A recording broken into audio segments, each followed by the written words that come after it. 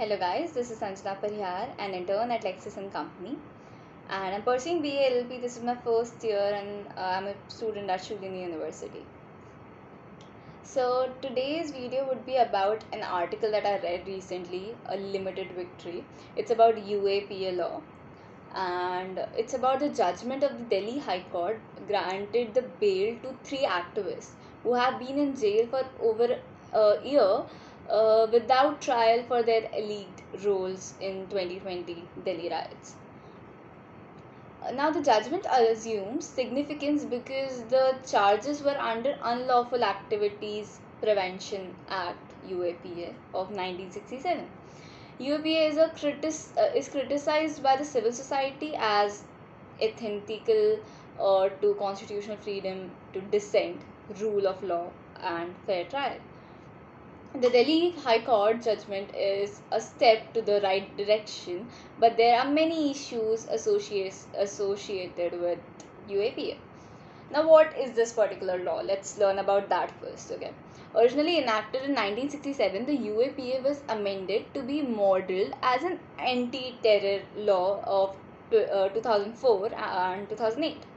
In August 2019, the Parliament cleared that the UAPA, which is Unlawful Activities Prevention Amendment Bill of 2019, to designate individuals as terrorists on certain grounds provided in the Act. In order to deal with the terrorism related to the crimes, it deviates from ordinary legal procedures and creates an exceptional regime where constitutional safeguards of the accused are curtailed. Between 2016 and 2019, the period of which UAPA figures have been published by the National Crime Records Bureau, a total of 4,231 FIRs were filed under various sections of UAPA, in which 112 cases have resulted in convictions. Now, what are the associated issues? Vague definition of terrorist attack. There is no proper definition in it.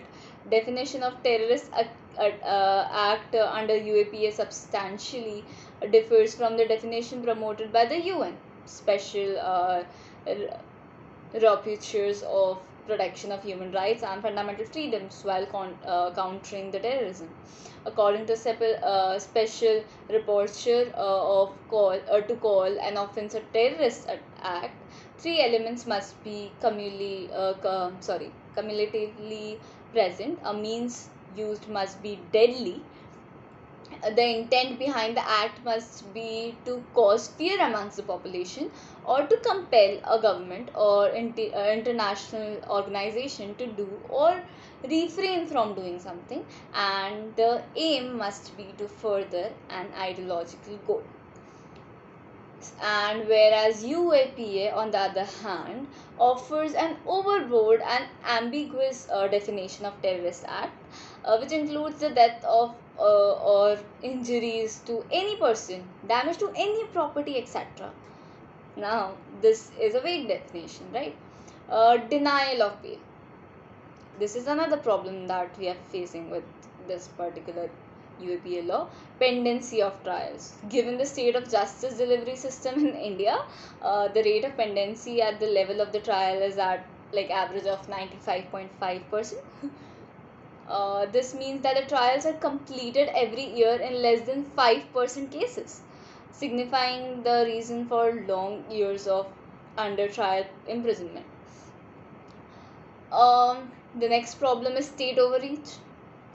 To explain that, it also includes that any act that is likely to threaten or likely to strike terror in people, giving unbridled power to the government or to brand any ordinary citizen or activist or a terrorist without an actual commission of these acts. It gives the state authority vague power to detain or arrest individuals who it believes to be indulged in terrorist activities. Now the next problem is undermining federalism.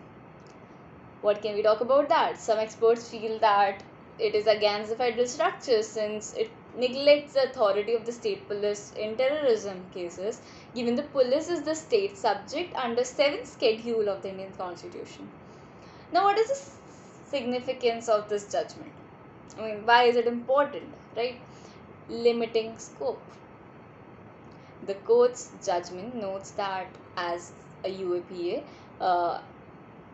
is meant to deal with the terrorist offences, its application must be limited to the act that can reasonably fall within the plausible understanding of terrorism, right? Second thing that signifies this judgment is confirming constitutional freedom. Earlier this year, the Supreme Court in Union of India versus K.A. Najib of 2021 held that despite restrictions on bail under UAPA, Constitutional Court can still grant bail on the grounds that the fundamental rights of accused have been violated. Drawing the conclusion, it should be drawing the line between individual freedom and state obligations to provide security in a case of classical dilemma. It is up to the state judiciary or the civil society to strike the balance between the constitutional freedom and the imperative of anti-terrorist terror activities. So this was all for today, and it's a topic to be discussed more about. But we are done here. If there's any question or any kind of feedback, they're all welcomed in the comment section. I'll get back to you as soon as possible. Also, this video does not solicit any kind of promotions or advertisements according to the Bar Council of India. It's for educational purposes only. And thank you. Like the video if you like the content.